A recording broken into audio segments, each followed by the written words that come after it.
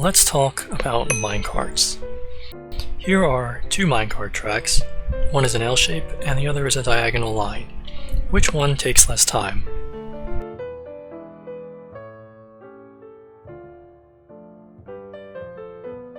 You probably expected it to be the diagonal one.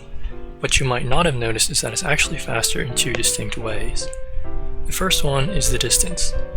Both routes use the same number of rail blocks, but a curved rail is effectively shorter than a straight one. The straight rail covers one full block.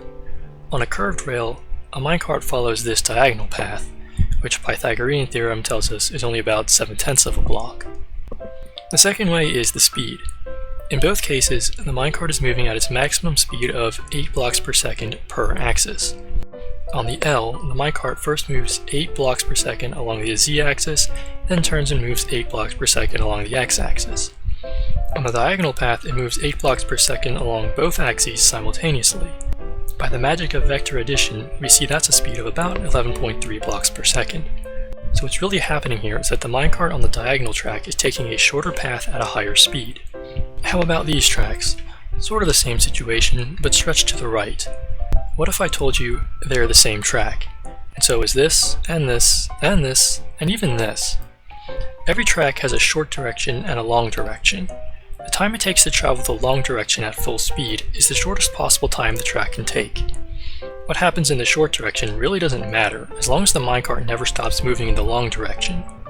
You might expect a zigzag to be slower than a straight line, but as you can see, it's not. What will add time is placing tracks that point directly in the short direction. So know which way your long direction is, and keep your tracks pointing that way. Now let's look at some tracks with inclines. Inclines are basically the same situation. Instead of adding a velocity in the second horizontal direction, they add a velocity in the vertical direction. The same principle still applies, but now the second direction is vertical and you physically can't place tracks in that direction. So if vertical is your long direction, well, you're out of luck. But if vertical is your short direction, you really can't go wrong. Just make sure you have enough power rails to keep the minecart from slowing down. Changing gears. Did you know you can build a minecart track through an ocean? As of update 1.17, minecart tracks can be waterlogged. But the water slows the minecarts down a lot, so they don't get very far. Building an underwater track of only powered rails will keep the minecart going, but it still moves pretty slow. And you can also drown. And that's all I got for you today. If you liked what you saw or learned something new, consider subscribing to see more videos like this one. Thanks for watching, and I'll see you next time on The More You Know.